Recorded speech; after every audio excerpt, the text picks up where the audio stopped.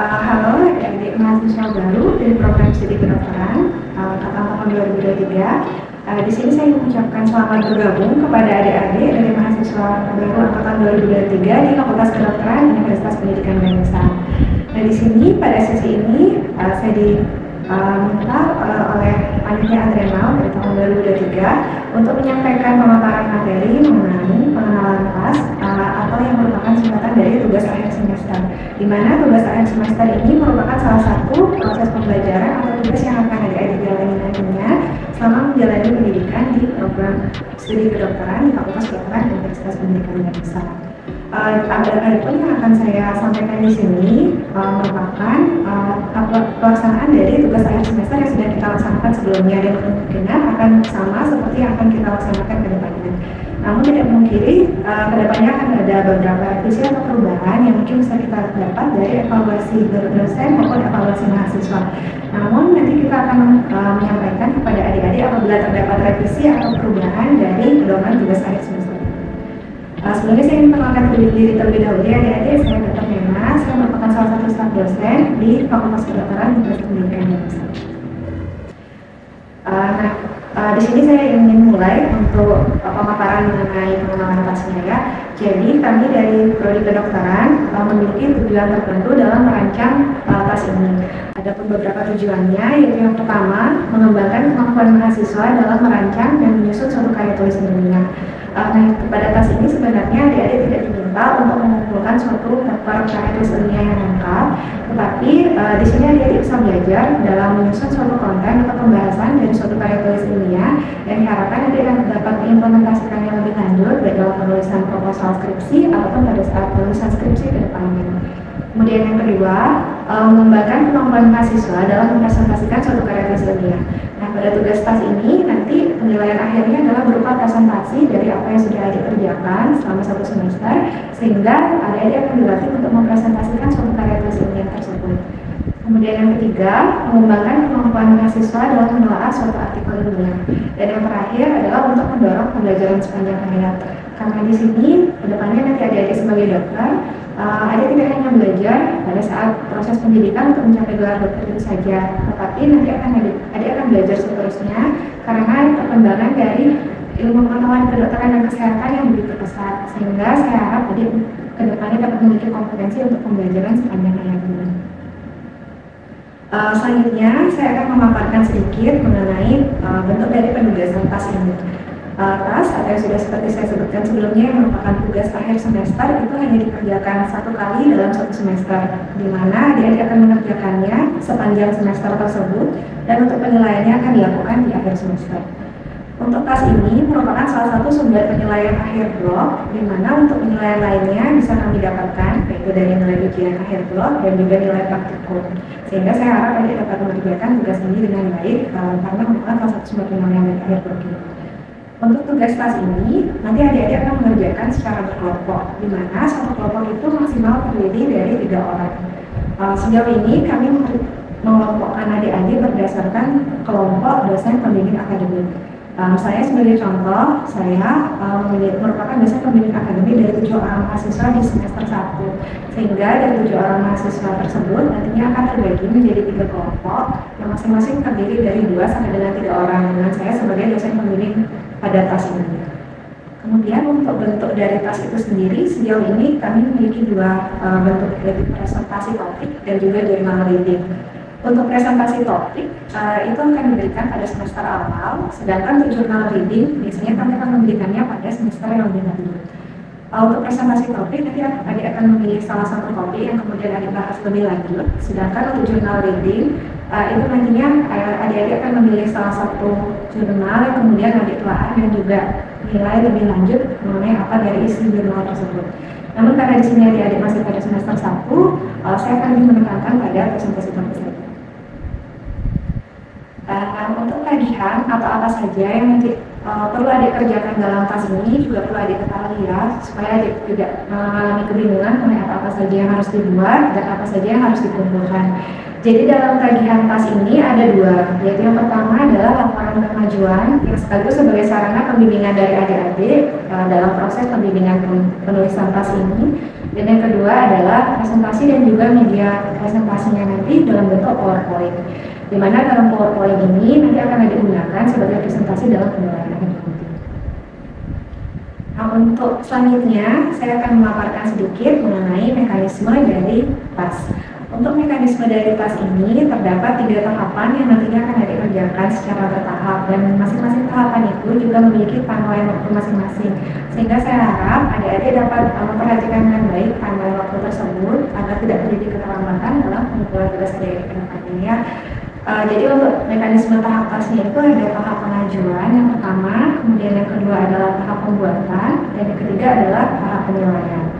Mungkin saya mulai terlebih dahulu dari tahap pengajuannya ya. Nah, untuk tahap pengajuan ini ada beberapa hal-hal yang adik-adik dan kami dari dosen juga perlu akan laksanakan. Yaitu yang pertama, kami dari dosen prodi, baik dari ketua prodi ataupun dari medical education unit akan membagikan seluruh topik lecture atau topik kuliah yang adik-adik akan laksanakan dalam satu semester tersebut kepada mahasiswa. Di mana biasanya kami akan memberikannya melalui korti pada tiap-tiap semester, dan juga kami akan melampirkan juga dengan pedoman PAS, di mana pada pedoman PAS tersebut juga sudah terdapat timeline waktu yang nantinya akan adik-adik laksanakan untuk masing-masing tahapan tersebut.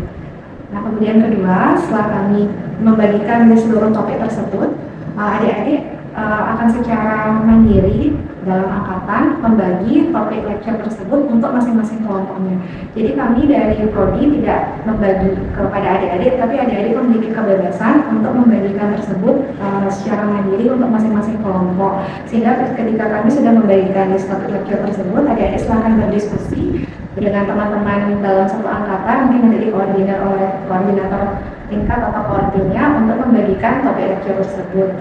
Dan kemudian dari topik lecture tersebut adik dapat memilih topik presentasi yang akan adik presentasikan dan adik akan kerjakan selama semester tersebut. Untuk topik presentasi tidak boleh sama dengan kelompok mahasiswa lain. Jadi di sini adik bisa membuat list dalam satu angkatan untuk memastikan agar tidak ada topik lecture dan juga topik presentasi yang sama.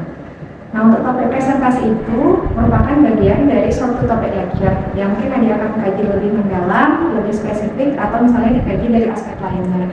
Sebagai contoh, misalnya nanti ada topik kuliah mengenai fisiologi pernapasan, adik bisa mengambil misalnya salah satu penyakit mungkin yang banyak adik tahu sekarang seperti penyakit infeksi COVID-19, itu bisa diambil topiknya.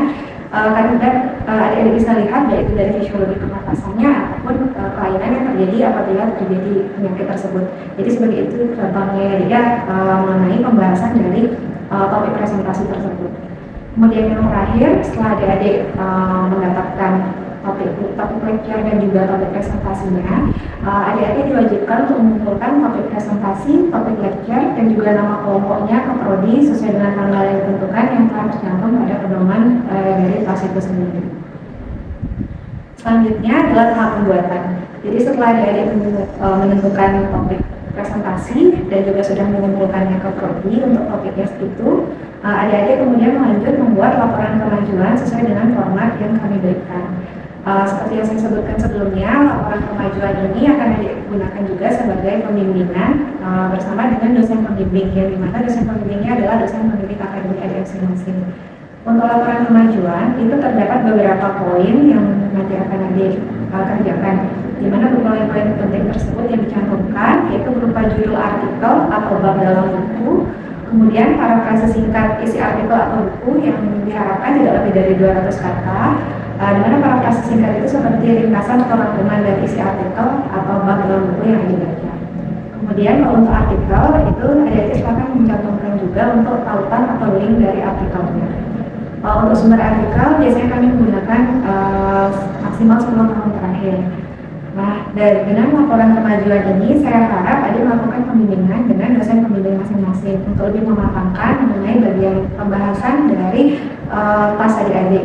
Diharapkan tasnya itu juga sesuai isi pembahasannya dengan judul yang adik buat sesuai topik presentasinya. Namun di sini untuk topik presentasi, adik-adik bisa melakukan revisi. Misalnya pada saat pembimbingan ada diminta revisi oleh dosennya, itu tidak masalah. Terdapat perbedaan jika dibandingkan dengan yang sudah dikumpulkan pada tahap pengajuan sebelumnya. sehingga untuk revisi tetap boleh dilakukan dan dicantumkan pada laporan kemajuan. Kemudian setelah membuat laporan kemajuan, adik akan membuat slide PowerPoint yang diharapkan slide PowerPoint-nya itu ringkas, tidak seperti koran, menarik, tetapi juga diharapkan tidak menggunakan animasi yang berlebihan ya. Kemudian yang terakhir, setelah adik-adik membuat semua laporan kemajuan dan slide PowerPoint, kami biasanya akan meminta adik-adik untuk mengumpulkan laporan kemajuan dan PowerPoint tersebut ke prodi pada tanggal yang ditentukan. Biasanya itu dilakukan di akhir semester dekat dengan tahap terakhir, yaitu tahap penilaian. Selanjutnya saya akan membahas atau memaparkan sedikit mengenai tahap penilaian. Nah, untuk tahap penilaian ini, adik-adik akan melakukan presentasi dengan dosen pembimbing masing-masing. Jadi, presentasi ini tidak dilakukan di kelas, jam ini tidak dilakukan di kelas, tetapi dilakukan bersama dengan dosen pembimbing masing-masing. Untuk presentasi dapat dilakukan secara online dan atau offline, sesuai dengan kesepakatan bersama dosen. Untuk durasi presentasinya ini yang harus diperhatikan karena merupakan salah satu poin penilaian kami, di mana durasi presentasinya itu adalah selama 10 menit, dilanjutkan dengan diskusi selama 20 menit. Dan seperti yang saya sebutkan sebelumnya, penilaian itu biasanya dilakukan di akhir semester ya. Jadi setelah adik-adik menyelesaikan semua kuliah, itu biasanya akan dilakukan penilaian dari tes. Kemudian selanjutnya adik-adik juga harus mengetahui poin-poin penilaian apa yang menjadi penilaian dari tes ini. Ada beberapa aspek yang menjadi penilaian dari kami dalam yang menjadi penilaian akhir dari tes. Jadi yang pertama adalah proses pembimbingan selama pembuatan tes. Jadi di sini kami tidak hanya melakukan penilaian di akhir saja, yaitu pada saat adik-adik melakukan presentasi saja, tetapi dosen pembimbing juga akan melihat bagaimana proses pembimbingan adik-adik selama pembuatan tes. Misalnya dari bagaimana inisiatif adik-adik untuk meminta pembimbingan yang bisa dilakukan mulai dari tahap pengajuan sebenarnya ya, mulai dari penentuan topik presentasi, kemudian pembimbingan dilakukan secara berkala, dalam artian adik-adik tidak terburu-buru baru di akhir semester saja melakukan pembimbingan, dan juga bagaimana proses perbaikannya. Kalau adik-adik sudah melakukan pembimbingan dengan baik, sejauh ini nilainya juga akan baik ya. Kemudian aspek yang kedua yaitu mengenai slide presentasi. Nah, seperti yang saya sebutkan sebelumnya, untuk slide presentasi ini diharapkan ringkas, dalam artian tidak seperti koran, karena juga adik-adik hanya diminta mempresentasikannya dalam 10 menit saja. Jadi saya harap itu ringkas saja yang dicantumkan dalam slide-nya, kemudian dapat menggunakan diagram atau tabel untuk lebih memudahkan dalam mengerti apa yang adik sampaikan dalam kelas tersebut, dan juga desainnya dapat menggunakan desain yang menarik asalkan tidak menggunakan animasi yang terlalu berlebihan ya. Kemudian juga dapat kita melakukan penilaian pada aspek presentasi, sehingga diharapkan adik-adik sebelum melakukan presentasi mempelajari terlebih dahulu mengenai topik presentasi yang akan adik sampaikan. Untuk presentasi ini kami akan melakukan penilaian misalnya dari aspek kemampuan mempresentasikan atau penguasaan adik-adik terhadap materi yang adik sampaikan tersebut. Kemudian ketepatan durasi presentasi juga, sehingga saya harapkan adik-adik dapat melakukan presentasinya dalam 10 menit. Kemudian kesesuaian dengan judul. Nah, kesesuaian dengan judul ini dilihat dari apa yang ada dibahas dalam tas tersebut. Dan karena itu, pematangan tas melalui pembimbingan, baik dalam tahap pengajuan dan juga tahap pembuatan dari tas ini sangat diharapkan, sehingga presentasinya itu nanti sesuai dengan judul dan sehingga dapat diperoleh nilai yang maksimal ya sesuai dalam hal aspek presentasi ini. Kemudian dari presentasi juga saya harapkan adik-adik menggunakan bahasa Inggris. Karena di sini adik-adik sekaligus berlatih juga untuk mempresentasikan suatu karya tulis ilmiah dalam menggunakan bahasa Inggris. Dan yang terakhir itu adalah mengenai keterkaitan materi yang dibahas dengan kedokteran pariwisata atau kedokteran.